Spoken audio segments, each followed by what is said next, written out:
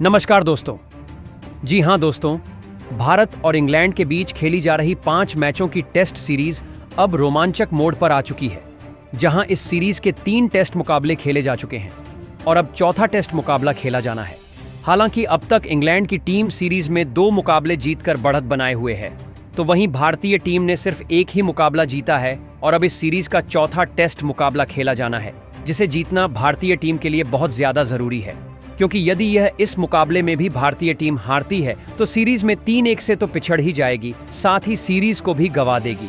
इसके विपरीत इंग्लैंड ने 2 मुकाबले जीतकर एडवांटेज हासिल कर लिया है और अब इंग्लैंड की टीम को सीरीज में जीत हासिल करने के लिए भारत को सिर्फ एक मुकाबला जीतना है। हालांकि इंग्लैंड की टीम भी चाहेगी कि चौथा मुकाबला हर हाल में जीते और भारत को सीरीज में वापसी का कोई भी मौका न दे। ऐसे में भारतीय टीम के लिए यह मुकाबला सीरीज में करो या मरो का है। तो दूसरी तरफ इंग्लैंड को भी सीरीज जीतने के लिए यह मुकाबला जीतना जरूरी है, तो ऐसे में चौथा टेस्ट मुकाबला पिछले तीनों ही मुकाबलों से बहुत ज्यादा महत्वपूर्ण होने वाला है, जिसमें कोई भी गलती टीम के लिए हार का सबक बन सकती है। ऐसे में इंग्लैंड की टीम ने अपनी चाल चल दी है और एक खतरनाक गेंदबाज को अपने स्क्वाड में शामिल कर लिया है और उसे अगले मुकाबले में प्लेइंग 11 का हिस्सा बनाने वाले हैं।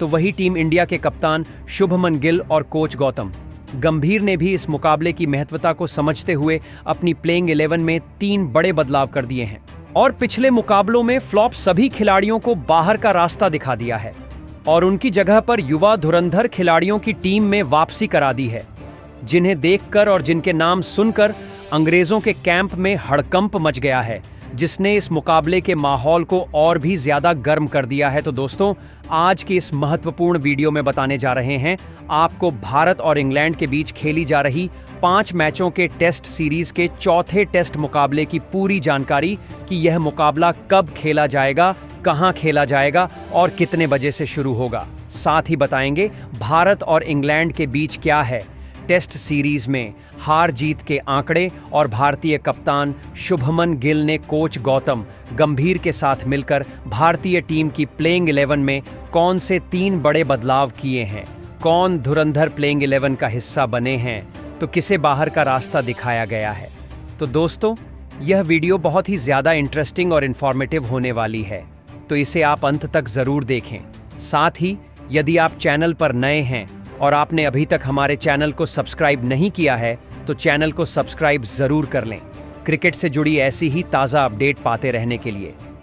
जी हां दोस्तों, अब वक्त आ चुका है चौथे टेस्ट महायुद्ध का और बीसीसीआई ने कोच गौतम गंभीर और कप्तान शुभमन गिल के साथ मिलकर कुछ ऐसे फैसले ले लिए हैं जिसने क्रिकेट फैंस के बीच खलबली मचा दी है। जी हां दोस्तों, चौथे टेस्ट के लिए टीम इंडिया की नई प्लेइंग 11 का ऐलान कर दिया गया है, जिसमें 3 बड़े बदलाव देखने को मिले हैं। कुछ युवा भूखे शेरों की एंट्री हुई है तो कुछ अनफिट और फ्लॉप खिलाड़ियों की छुट्टी कर दी गई है, क्योंकि जैसा कि आपने देखा तीसरे टेस्ट में कुछ खिलाड़ी ऐसे रहे जो पूरी तरह से फ्लॉप रहे और जिनके खराब प्रदर्शन की वजह से भारत मजबूत स्थिति में आते आते पिछड़ गया और एक जीता हुआ मुकाबला हारना पड़ा।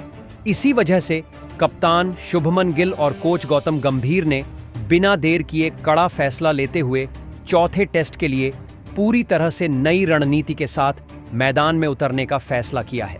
जी हां दोस्तों, चौथे टेस्ट से पहले टीम इंडिया की प्लेइंग 11 में बड़ा उलटफेर देखने को मिलने वाला है। शुभमन गिल और हेड कोच गौतम गंभीर ने चौथे टेस्ट मुकाबले को किसी भी हालत में जीतने के लिए कुछ बड़े फैसले ले लिए हैं। जी हां, एक खिलाड़ी जो चोट का शिकार हो गया है और दूसरा जिसने अपने प्रदर्शन से सभी को निराश किया है। इन दोनों की जगह अब टीम इंडिया में 2 जबरदस्त भूखे शेरों की वापसी होने जा रही है। आपको बता दें, तीसरे टेस्ट के दौरान पंत को फील्डिंग के दौरान उंगली में गंभीर चोट लग गई थी, जिसकी वजह से उन्हें रेस्ट पर भेजा गया है। मेडिकल टीम ने कंफर्म किया है कि वह चौथे टेस्ट के लिए फिट नहीं होंगे। वहीं दूसरी ओर करण नायर, जिनसे मिडिल ऑर्डर में बड़ी उम्मीदें थीं, उन्होंने लगातार 2 टेस्ट में बेहद खराब प्रदर्शन किया, ना ही रन बनाए और ना ही पारी को संभाल पाए। ऐसे में टीम मैनेजमेंट ने आखिरकार उन्हें भी प्लेइंग 11 से बाहर करने का फैसला कर लिया है। अब देखना यह होगा कि जिन खिलाड़ियों को बाहर किया गया है वह कब वापसी करेंगे और जो नए चेहरे आए हैं क्या वह इस मौके को दोनों हाथों से पकड़ पाएंगे या नहीं। साथ ही दोस्तों, इस वीडियो में हम आपको बताएंगे कि कौन कौन से 3 से 4 खतरनाक खिलाड़ी टीम में वापस लौटे हैं, कौन सा युवा खिलाड़ी डेब्यू करने जा रहा है और इस बार कप्तान शुभमन गिल की प्लेइंग 11 कितनी दमदार साबित होने वाली है। अब बात करें मुकाबले की, तो भारत और इंग्लैंड के बीच 5 मैचों की टेस्ट सीरीज का चौथा टेस्ट महामुकाबला 23 जुलाई 2025 से शुरू होगा और 27 जुलाई 2025 तक चलेगा। यह मुकाबला होगा ओल्ड ट्रैफर्ड मैनचेस्टर के खूबसूरत मैदान में खेला जाएगा, जो कि भारतीय समय अनुसार दोपहर 3:30 से शुरू होगा, जबकि टॉस दोपहर 3 बजे फेंका जाएगा। तो वही लाइव प्रसारण की बात करें तो अगर आप यह मैच टीवी पर देखना चाहते हैं तो सोनी स्पोर्ट्स नेटवर्क पर लाइव टेलीकास्ट मिलेगा, और अगर मोबाइल पर देखना है तो जियो सिनेमा या हॉटस्टार ऐप पर लाइव का लुफ्त उठा पाएंगे।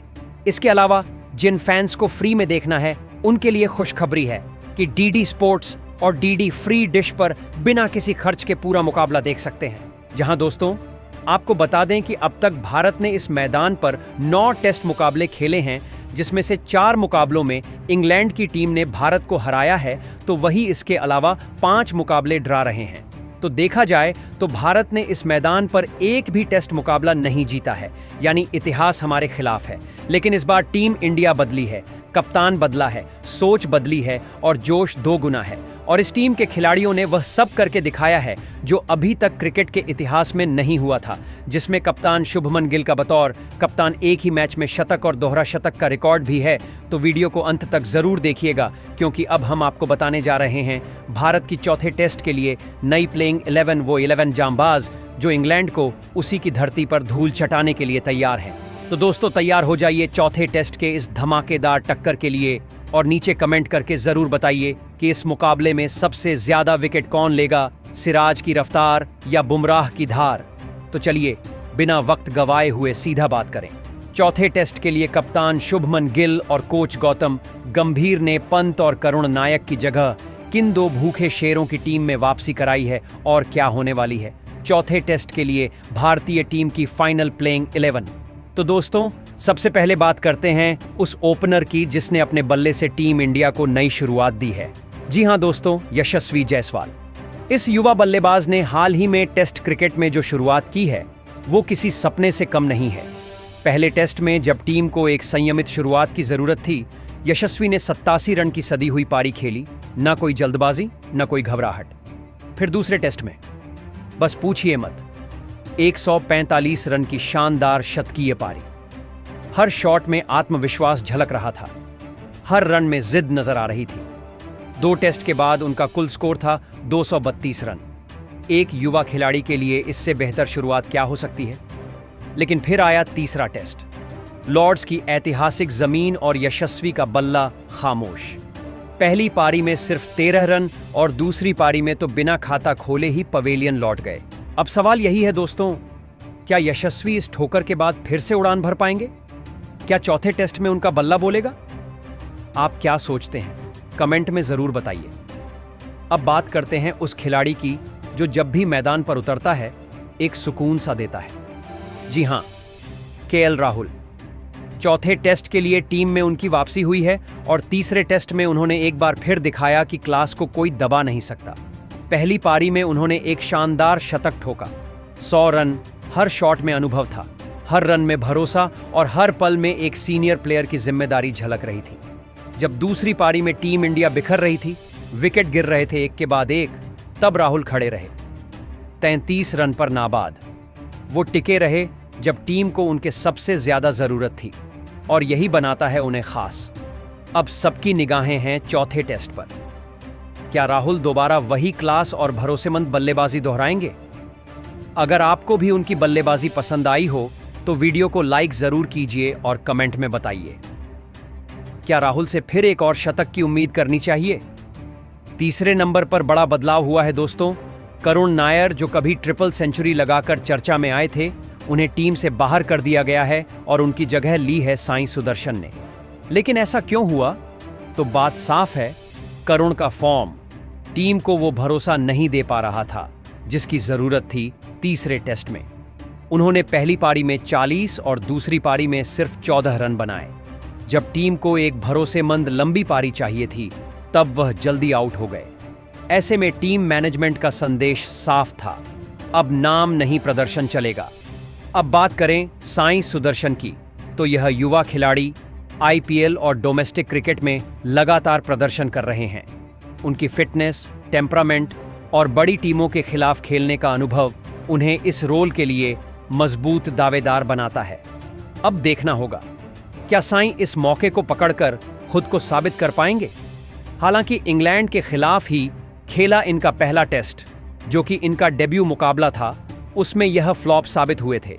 यानी कि चौथा टेस्ट मुकाबला इनके लिए उस परीक्षा की तरह है जिसमें सिर्फ रिजल्ट मायने रखेगा, न कोई गलती और न कोई बहाना।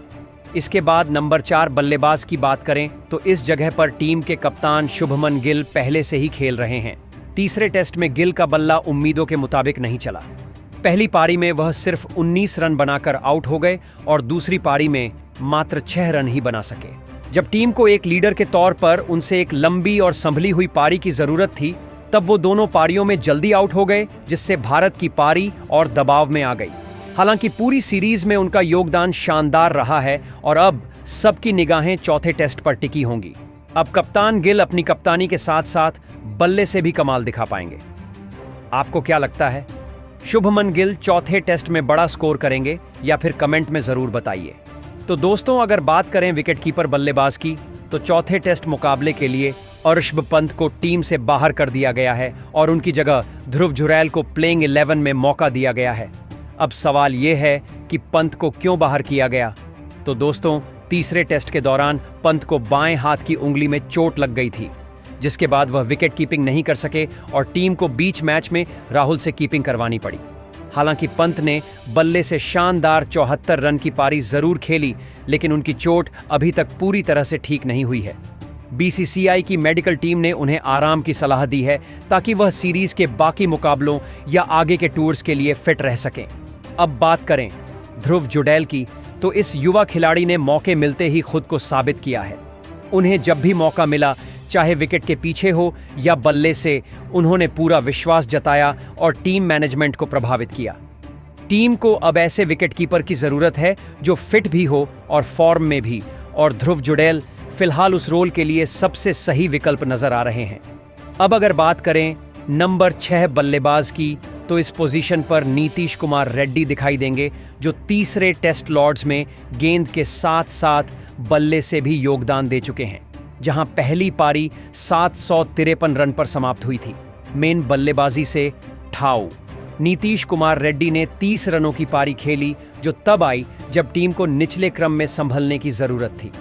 वह रविंद्र जडेजा के साथ 92 रनों की अहम साझेदारी में शामिल थे, लेकिन अंत में बेन स्टोक्स ने उनकी विकेट ले ली, जिससे वह 30 रन पर आउट हुए और फिर उन्होंने गेंदबाजी में 14वें ओवर में बेन डकेट और जैक क्रॉली को 3 गेंदों में आउट करके तूफान ला दिया।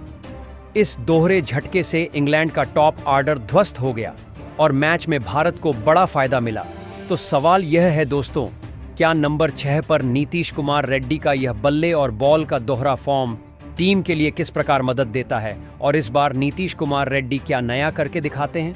इसके बाद दोस्तों, अगर बात करें नंबर 7 बल्लेबाज की, तो इस पोजीशन पर रविंद्र वेंकटेश जडेजा टीम में दिखेंगे और तीसरे टेस्ट लॉर्ड्स में उनका प्रदर्शन वाकई सम्मान देने वाला था। जडेजा ने इस सीरीज में लगातार 3 पारियों में 50 जमाई है। तीसरे टेस्ट की पहली पारी में उन्होंने 92 रन की अहम भूमिका निभाई। उन्होंने 131 गेंदों में 8 चौके और एक 6 लगाए और अचानक आई मुश्किल स्थिति में टीम को संभाला और इंग्लैंड के 387 की बराबरी कराई। यही पारी 350 की कड़ी में से तीसरी थी। इस तरह नंबर 7 पर जडेजा की संतुलित और दबाव भरी पारी टीम को मुश्किल समय में संभालकर आगे ले जाने का काम करती है। अब अगर बात करें नंबर 8 बल्लेबाज की, तो इस पोजीशन पर टीम में वॉशिंगटन सुंदर दिखाई देंगे और तीसरे टेस्ट लॉर्ड्स में उनका प्रदर्शन पूरी तरह मैच विनिंग पैकेज साबित हुआ। सुंदर ने जरूरी वक्त में 23 रन की महत्वपूर्ण पारी खेली, जो टीम को नीचे जाने से बचाने में मददगार साबित हुई। उनके इस योगदान से टीम का संतुलन बना था। उन्होंने इंग्लैंड की दूसरी पारी को 192 रन पर समेटा, जिसमें 4 विकेट 22 रन खर्च करके लिए, जो Root, Jamie Smith, Ben Stokes और शोएब बशीर को बोल्ड किया। कुल 12.1 ओवर में यह 22 रन देकर 4 विकेट अपने नाम कर लिया। इन आंकड़ों ने दिखाया कि सुंदर सिर्फ बैट बॉल के लिए नहीं बल्कि टीम की हार जीत में निर्णायक भूमिका निभा सकते हैं। अब दोस्तों, अगर बात करें नंबर 9 खिलाड़ी की, तो इस पोजीशन पर हम देखेंगे भारत के सबसे खतरनाक तेज गेंदबाज जसप्रीत बुमराह को। जी हां दोस्तों, पहली पारी में बुमराह ने जबरदस्त गेंदबाजी करते हुए 5 विकेट लिए। उन्होंने बेन स्टोक्स, जो रूट, क्रिस वॉक्स जैसे दिग्गज बल्लेबाजों को क्लीन बोल्ड किया। इस धमाकेदार प्रदर्शन के चलते उनका नाम लॉर्ड्स ऑनर्स बोर्ड में दर्ज हुआ। वहीं दूसरी पारी में बुमराह ने फिर से प्रभाव छोड़ा। उन्होंने इंग्लैंड की बल्लेबाजी में और 2 विकेट निकाले, जिससे इंग्लैंड की पूरी टीम 192 रन पर आउट हुई। कुल मिलाकर उन्होंने दिन भर में मिलाकर लगभग 7 विकेट लिए और तेज गेंदबाजी से मैच का पूरा नियंत्रण भारत की ओर कर दिया। उनकी गेंदबाजी ने साबित कर दिया कि बुमराह सिर्फ गेंदबाजी की ताकत नहीं बल्कि मैच को मोड़ देने की क्षमता रखते हैं। उनके एक ओवर में झटके सारे संतुलन बिगड़ सकते हैं। इसके बाद दोस्तों, अगर बात करें भारत के 10वें खिलाड़ी की, तो यह हैं तेज गेंदबाज मोहम्मद सिराज। एक ऐसा नाम जिसने पिछले कुछ सालों में अपने जुनून, पेस और अटूट संघर्ष से सबका दिल जीता है। तीसरे टेस्ट लॉर्ड्स में सिराज की गेंदबाजी थोड़ी महंगी साबित हुई थी। उन्होंने कई बार अपनी लाइन लेंथ खो दी और इंग्लैंड के बल्लेबाजों ने उस पर रन बटोरे। पहली पारी में उन्हें सिर्फ 1 विकेट मिला, जबकि रन थोड़ा ज्यादा लुटा दिए। लेकिन दोस्तों, सिराज वो खिलाड़ी हैं जो हार नहीं मानते। वो हमेशा अगली पारी, अगले ओवर में वापसी करने का माद्दा रखते हैं और चौथे टेस्ट में वही वापसी हम उनसे उम्मीद करते हैं। तो सवाल ये है दोस्तों, क्या मोहम्मद सिराज इस बार फिर से वो आग लेकर आएंगे जो उन्होंने ऑस्ट्रेलिया में दिखाई थी? क्या वो इस टेस्ट में अपनी तेजी और स्विंग से इंग्लिश बल्लेबाजों की नींद उड़ाएंगे? आपको क्या लगता है, कमेंट में जरूर बताइए।